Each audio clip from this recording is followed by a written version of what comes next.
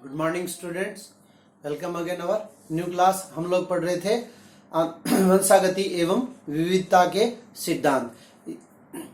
आज का अपना टॉपिक रहेगा इसमें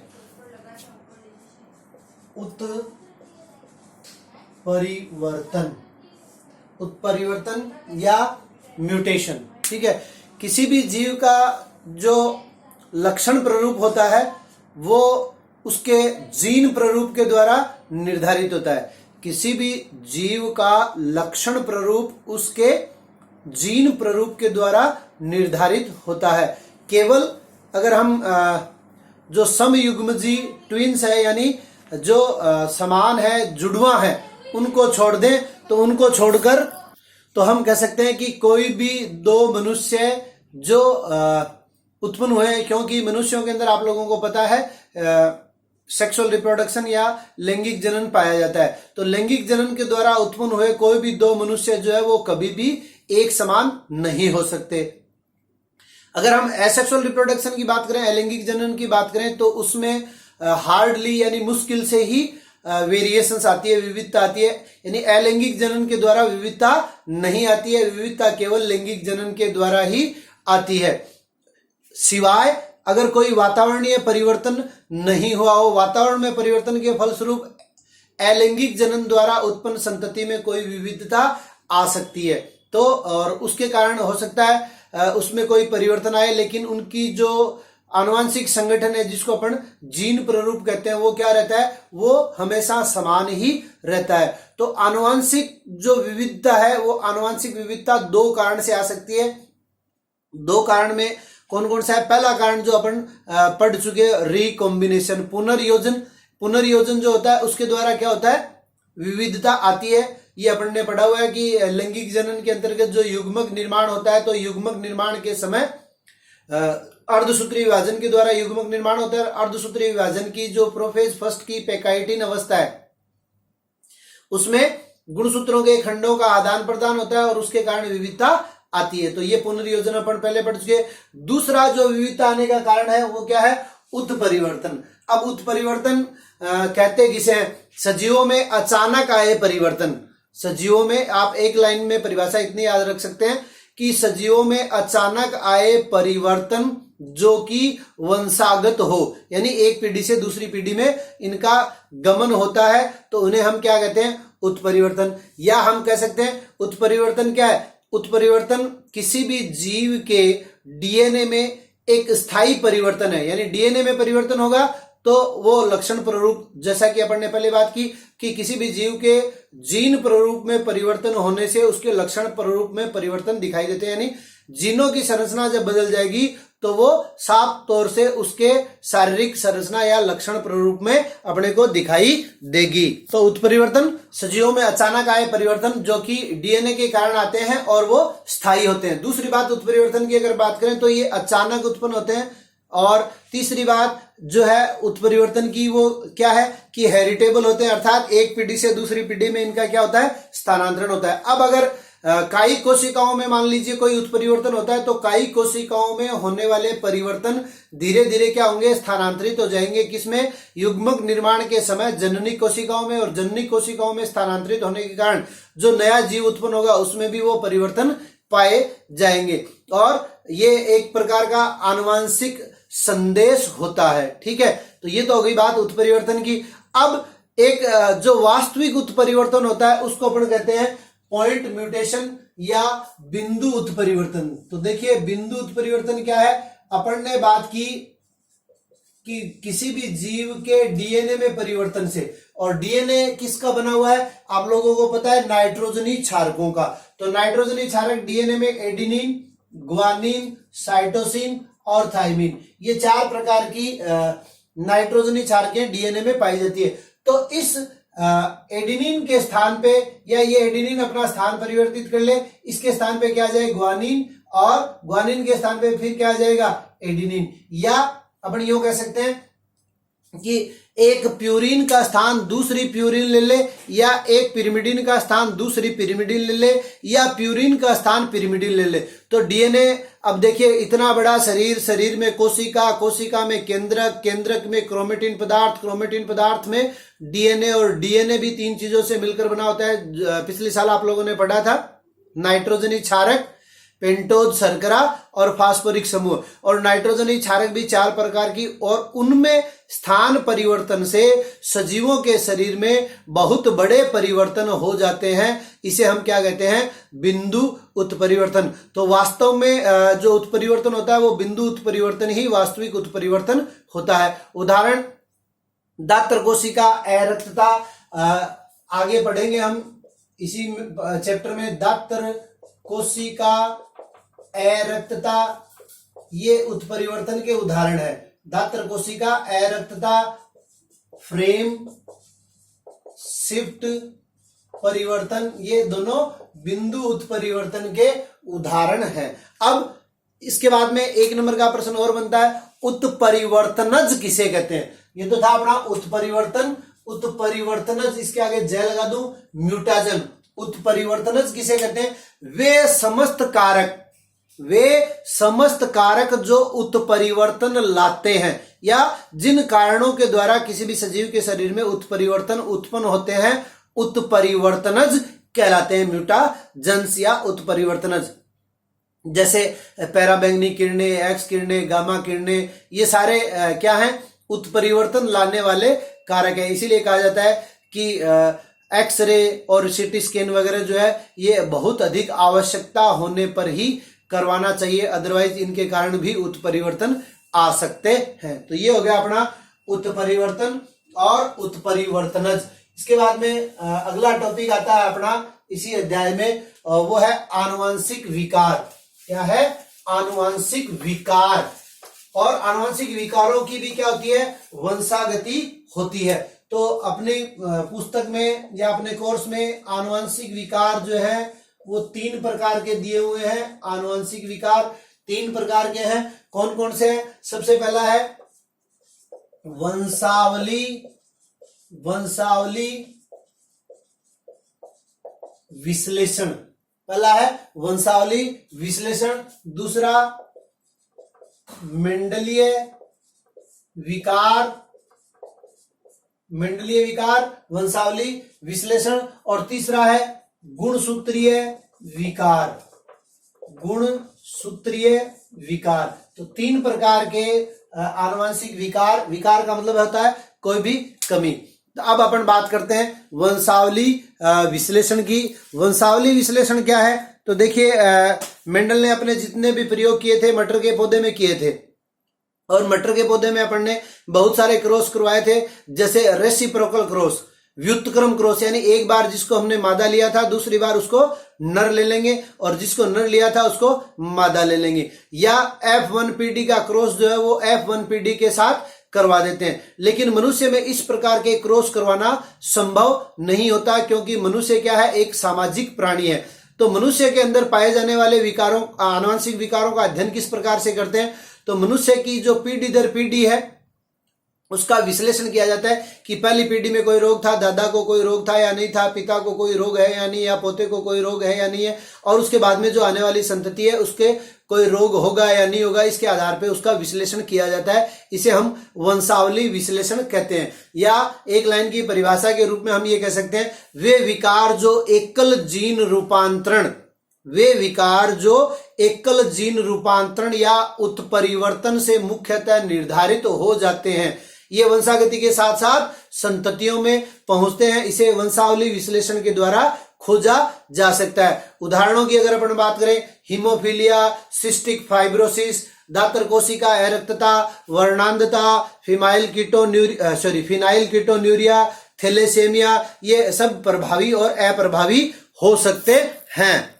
अब देखिए वंशावली विश्लेषण करने के लिए एक वंशावली वृक्ष तैयार किया जाता है। ठीक है, वंशावली वृक्ष के अंतर्गत आप लोगों को कुछ प्रतीक चिन्ह है वो ध्यान में रखना है। किसी भी प्रतीक चिन्ह के बारे में पूछा जा सकता है। ये वर्गाकार जो डिब्बा है ये किसको प्रदर्शित करता है? ये नर को प्रदर्शित करता है। और ये गोलाकार जो है वो गोल चक्कर जो है वो मादा को प्रदर्शित करता है। और इस प्रकार से अगर हम इसके अंदर लाइनिंग कर दें तो ये क्या हो गया, ये संक्रमित हो गया, ये संक्रमित। और कैसा है, संक्रमित मादा है। इसी प्रकार अगर इस प्रकार से इसको प्रदर्शित करें तो ये क्या हो जाएगा, ये संक्रमित नर हो जाएगा। और ये अगर अपन बात करें इस प्रकार से, इसका मतलब ये क्या है, ये एक वैवाहिक जोड़ा है नर और मादा का। और अगर यहाँ पे इस प्रकार से दो लाइनें आ जाए, इसका मतलब क्या है कि निकट संबंधियों में क्या हुआ है, निकट संबंधियों में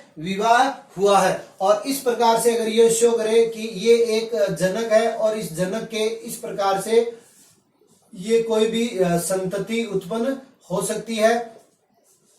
तो यहां अपन संतति की अगर बात करें तो यहाँ क्या है, दो मादा है और दो नर है। अगर इनमें से अगर हम किसी को इस प्रकार से लाइनों से शो कर दें तो ये क्या हो जाएगा, ये संक्रमित नर हो जाएगा। तो इस प्रकार से आरेख के द्वारा जब किसी भी जीव का वंशावली विश्लेषण किया जाता है तो उसको वंशावली वृक्ष भी कहते हैं। तो इसके ऊपर किस प्रकार से प्रश्न आ सकते हैं, तो अपनी पुस्तक में दो उदाहरण दिए हुए हैं, दोनों उदाहरण मैं आपको बोर्ड पे बना के बता रहा हूं, आप लोग समझिए।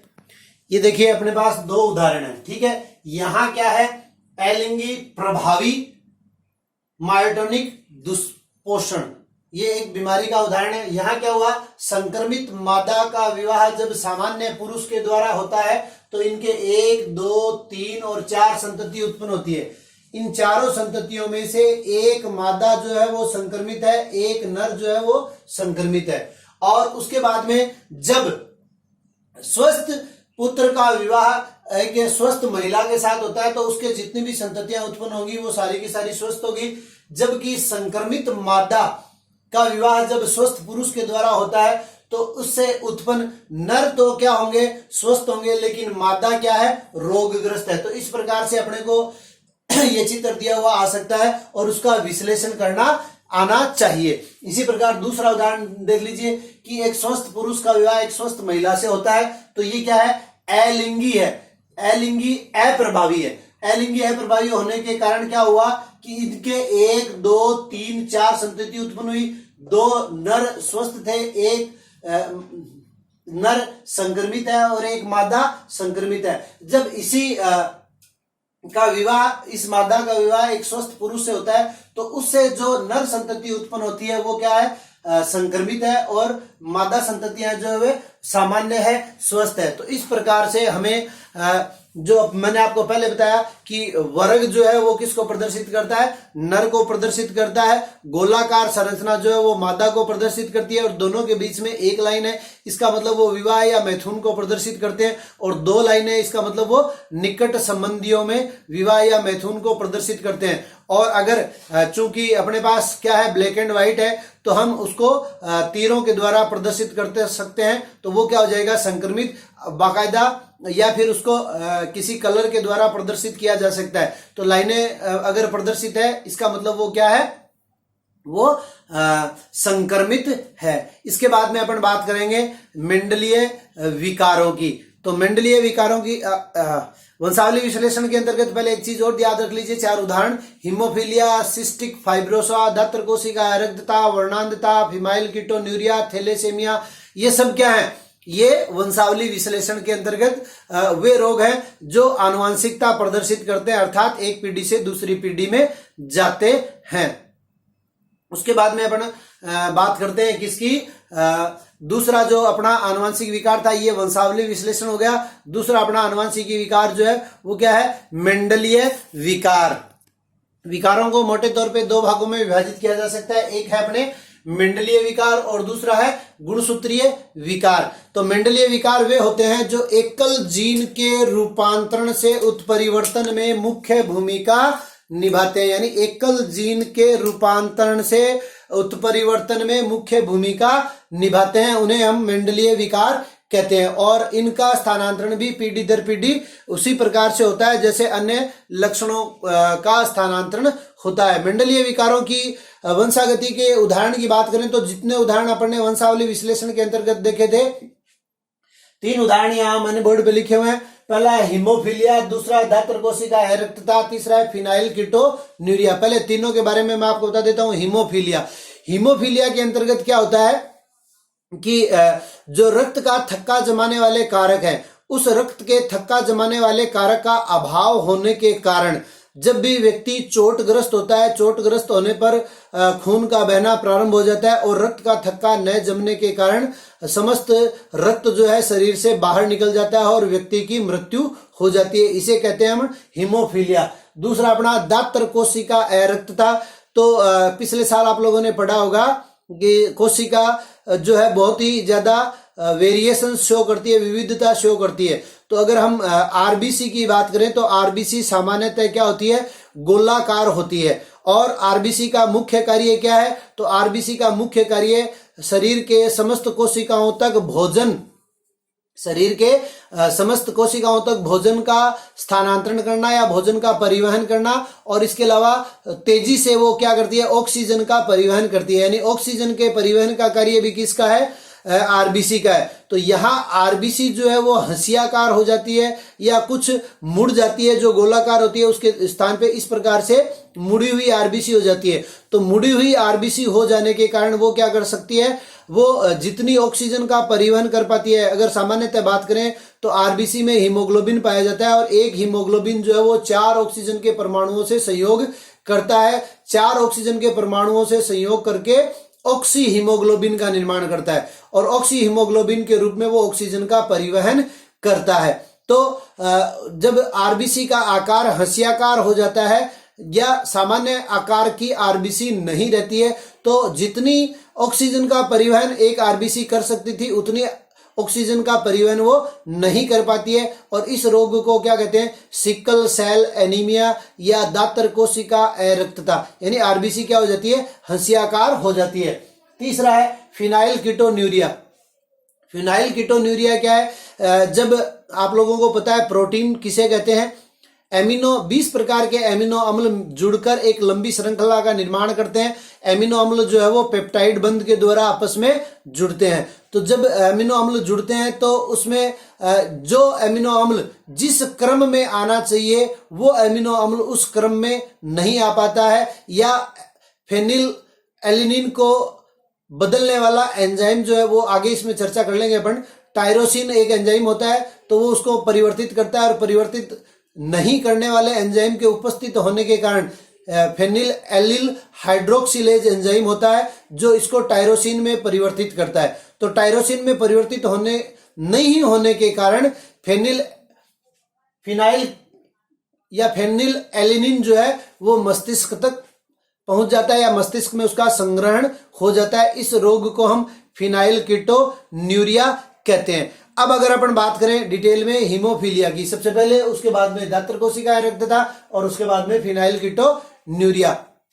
तो ये जो रोग है ये आप लोग ध्यान में रखना है इसको कि ये एक्स लग्न रोग है। यानी जो एक्स गुणसूत्र होता है उसके ऊपर इसका जीन स्थित होता है और एक्स गुणसूत्र के ऊपर इसका जीन उपस्थित होने के कारण सामान्यतः जो महिलाएं होती है, चूंकि महिलाओं में आप लोगों को पता है, कल अपन ने लिंग निर्धारण में भी पढ़ा था, मनुष्य के अंदर लिंग निर्धारण की जब बात करते हैं तो मादाओं के अंतर्गत या महिलाओं के अंतर्गत क्या होता है, 2 प्रकार के एक्स गुणसूत्र पाए जाते हैं और नर के अंदर एक एक्स गुणसूत्र और एक वाई गुणसूत्र होता है।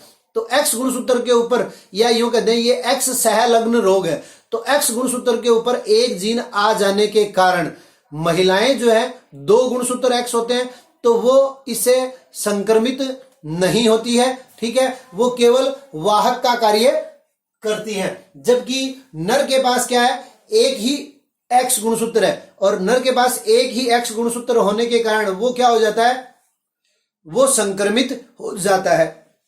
और महिला कब संक्रमित होगी, जब दोनों एक्स गुणसूत्र के ऊपर इसको कंट्रोल करने वाला, इसको नियंत्रित करने वाला जीन उपस्थित होगा, तब महिला संक्रमित होती है। तो सामान्यतः हम जितने भी उदाहरण लेंगे उसमें महिला केवल वाहक का कार्य करेगी। और मान लीजिए आपके परीक्षा में कोई प्रश्न आ जाए कि एक संक्रमित महिला का विवाह किसी भी पुरुष से हो, मतलब एग्जामिनर उलझाने के लिए पूछ सकता है, ठीक है ना। स्वस्थ पुरुष से हो या संक्रमित पुरुष से हो तो संततियों की वंशागति क्या होगी।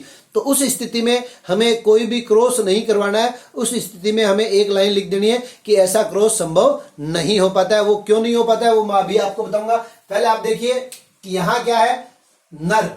अब अगर बात करें इसके ऊपर न्यूमेरिकल टाइप से भी प्रश्न आ सकता है। तो नर की लिंगी गुणसूत्र की संरचना क्या है, एक्स और वाई, और मादा के अंतर्गत क्या होता है, एक्स और एक्स। अब मान लीजिए यहाँ एच स्थित है, तो इसका मतलब क्या है, यह जो मादा है वो क्या है, वाहक है। तो हम ये प्रश्न क्या बन गया, जब एक वाहक मादा का विवाह स्वस्थ पुरुष से होता है तो अब संततियों की वंशागति आप लोग देख लीजिए। पहले क्या होगा, अर्धसूत्री विभाजन, और अर्धसूत्री विभाजन के द्वारा ये दोनों अलग अलग हो गए और युग्मक का निर्माण हो गया।